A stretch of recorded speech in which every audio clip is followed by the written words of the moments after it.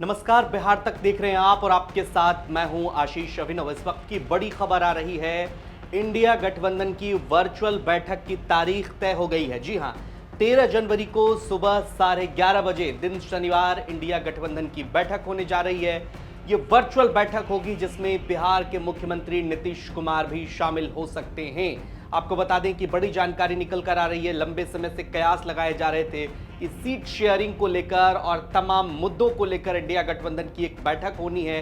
इस वर्चुअल बैठक में कई सारी चीजें तय होंगी। उस बैठक की तारीख का ऐलान हो गया है। कांग्रेस सूत्रों की माने तो 13 जनवरी को ये बैठक होने जा रही है और 11:30 बजे दिन में ये बैठक होगी। कांग्रेस की तरफ से इस बैठक को लेकर के जो है प्रस्ताव दिया गया है और इसमें संभावना जताई जा रही है कि मुख्यमंत्री नीतीश कुमार को संयोजक बनाने की बात पर भी मोहर लग सकती है। हालांकि सूत्रों की माने, जेडीयू सूत्रों के मुताबिक नीतीश कुमार ने संयोजक बनने में दिलचस्पी नहीं दिखाई है। जेडीयू की तरफ से भी लगातार प्रतिक्रियाएं आ रही थी कि जैसा कि आपको मालूम है कि नीतीश कुमार गठबंधन के सूत्रधार हैं, ऐसे में संयोजक पद उनके लिए कोई बड़ा पद नहीं है। तो नीतीश कुमार की तरफ से दिलचस्पी नहीं दिखाई जा रही। अब देखना यह होगा कि अगर उनको जिम्मेदारी दी जाती है तो क्या नीतीश कुमार संयोजक पद को स्वीकार करेंगे। आपको बता दें कि इस बैठक की जो पहल की है वो कांग्रेस पार्टी की तरफ से की गई है और जो 2 पद की बात कही जा रही है उस पर भी डिस्कशन होना है कि क्या इस गठबंधन में संयोजक के अलावा कोई अध्यक्ष पद भी हो सकता है।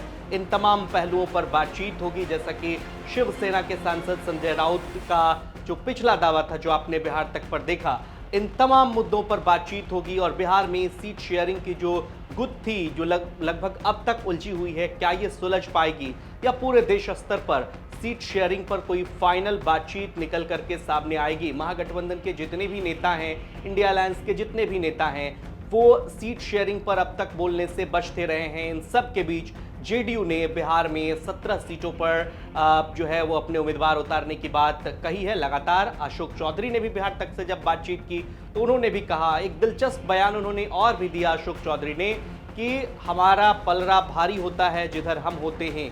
तो ये भी एक दबाव की राजनीति है। इन तमाम दबाव की राजनीति के बीच अब कल जब बैठक होगी तो क्या नीतीश कुमार की उसमें कोई भूमिका होगी, ये देखना दिलचस्प होगा।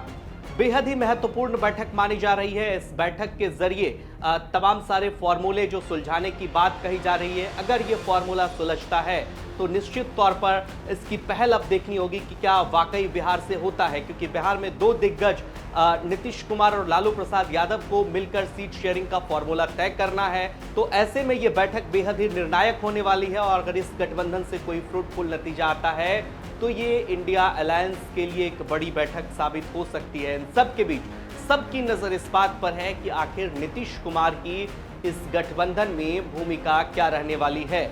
अगर नीतीश कुमार संयोजक बनते हैं तो क्या इसकी पहल लालू प्रसाद यादव की तरफ से किया जाएगा, आरजेडी की तरफ से किया जाएगा, ये देखना दिलचस्प होगा। नीतीश कुमार की बात करें खास इसलिए उनके लिहाज से ये बैठक क्योंकि शिवसेना ने या अन्य दलों ने नीतीश कुमार के संयोजक बनाने पर अपनी रजामंदी दे दी है। ऐसे में अब देखना दिलचस्प होगा कि नीतीश कुमार क्या इस पद को स्वीकारते हैं या नहीं। तो कल का दिन बेहद ही महत्वपूर्ण और तमाम अपडेट्स आपको बिहार तक पर लगातार मिलता रहेगा। इस बैठक से जुड़ी हुई तमाम खबरों को देखने के लिए आप बिहार तक लगातार देखते रहिए। ये खबर जो आप देख रहे थे दिल्ली से मौसमी सिंह और पटना से संवाददाता शशिभूषण कुमार की रिपोर्ट आप देख रहे थे। तमाम खबरों के लिए देखते रहिए बिहार तक।